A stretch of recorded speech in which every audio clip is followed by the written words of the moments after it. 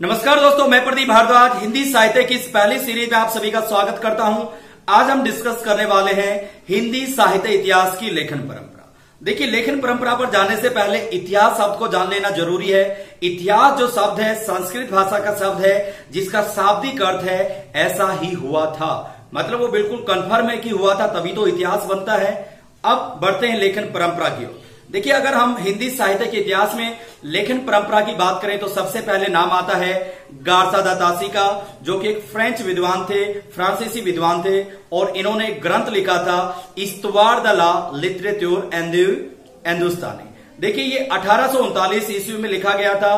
अगर इसके दूसरे भाग की बात करें 1847 ईस्वी, और दूसरे संस्करण में ये 3 भागों में विभाजित हो गया था 1871 ईस्वी। तो देखिए, यहां पर 2 चीजें हमें समझ में आ जानी चाहिए।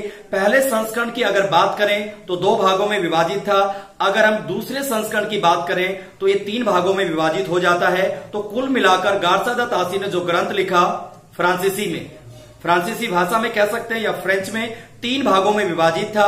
और इसमें एक और बेहतरीन पॉइंट आप नोट कर लें, 1952 ईस्वी में लक्ष्मी सागर वार्ष्णेय ने हिंदुई साहित्य का इतिहास नाम से इसका हिंदी में अनुवाद किया। लगे हाथों ये भी जान लेते हैं, लक्ष्मी सागर वार्ष्णेय ने एक और हिंदी साहित्य का इतिहास लिखा, जिसका नाम क्या था बताइए यहां पर फटाफट कमेंट करके।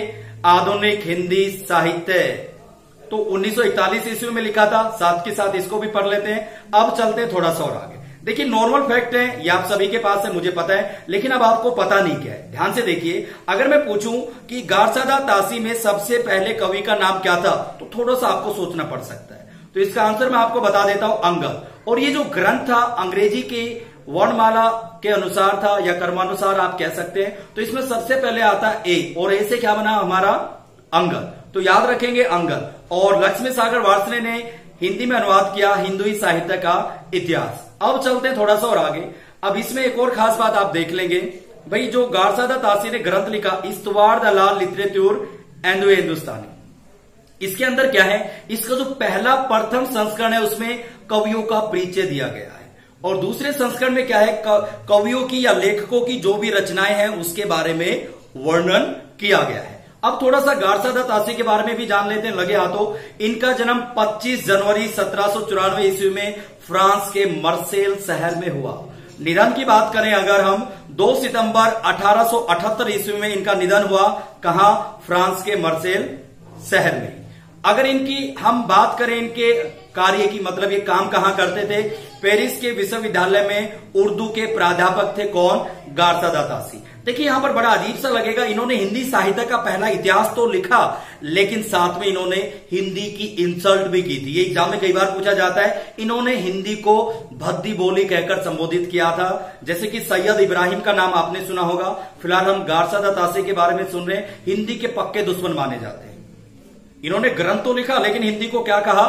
भद्दी बोली। ये आपके एग्जाम में आ सकता है। अब चलते थोड़ा सा और आगे। अगर इनके प्रथम संस्करण की बात करें 1839 जो पहला भाग प्रकाशित होता है, दूसरा भाग 1847 ईस्वी में, और दूसरा जो संस्करण है 1871 ईस्वी में 3 भागों में विभाजित हो जाता है। अब जी बात करते हैं पहले संस्करण की। पहला संस्करण इन्होंने भेंट किया था महारानी विक्टोरिया को। काफी कम लोगों को पता होता है। जैसा कि मैंने बताया, गार्सा द तासी के ग्रंथ में पहले कवि कौन है? अंगद। यह आपको नहीं पता था। दूसरा पॉइंट मैंने आपको बताया, महारानी विक्टोरिया को इन्होंने क्या किया था, ये ग्रंथ प्रथम संस्करण जो लिखा भेंट किया था।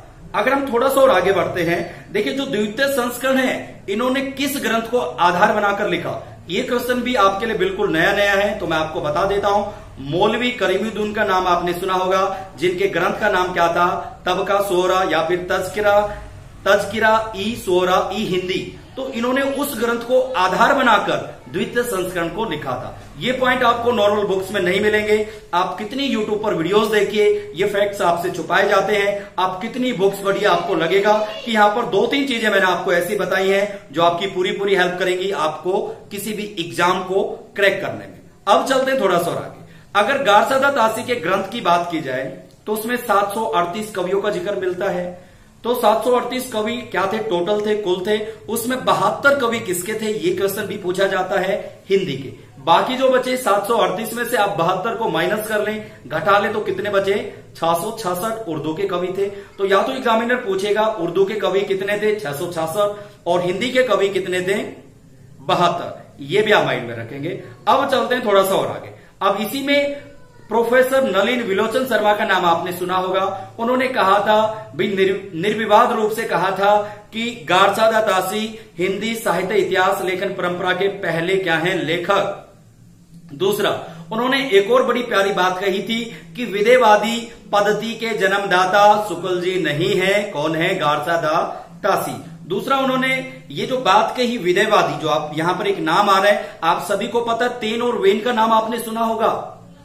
तेन और वेन ये फ्रांस के थे ये भी। और दूसरा, ये भी एग्जाम में पूछा जाएगा। फिलहाल गारसादा तासी को कंप्लीट कर लेते हैं। 1839, 1847, 1871, 1952 ईस्वी में लक्ष्मी सागर वार्ष्णेय ने इसका क्या किया?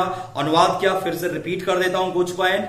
किस नाम से? हिंदुई साहित्य का इतिहास। दूसरा, इसके साथ एक और पॉइंट आप याद रख लें, लक्ष्मी सागर वार्ष्णेय का हिंदी साहित्य से संबंधित एक और ग्रंथ था, 1941 में लिखा गया, आधुनिक हिंदी साहित्य। तो इन दोनों ग्रंथों को हमें याद रखना है, क्योंकि एग्जामिनर कहीं से भी कुछ भी पूछ सकता है। और आई होप जो भी पॉइंट मैं आपके साथ शेयर कर रहा हूं आपको समझ में आ रहे हैं। ये पहली सीरीज है और ये सीरीज आगे बढ़ती जाएगी। देखिए, लॉकडाउन के कारण मैं होम टाउन में हूं। दूसरा, जैसे ही मैं दिल्ली पहुंचूंगा वहां पर पूरा स्टूडियो है, पूरा सेटअप है, इसलिए बिना बोर्ड के मुझे आपके सामने प्रेजेंट होना पड़ा। बस हिंदी के लिए काम करना था, और हिंदी साहित्य और हिंदी व्याकरण के लिए ये हमारा चैनल होगा। तो जितना हो सके इस वीडियो को आप शेयर कीजिए और अपने दोस्तों को बताइए।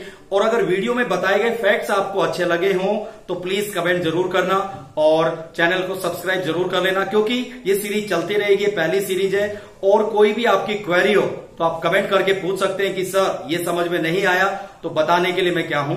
तैयार हूं। Thanks for watching it and have a cool day.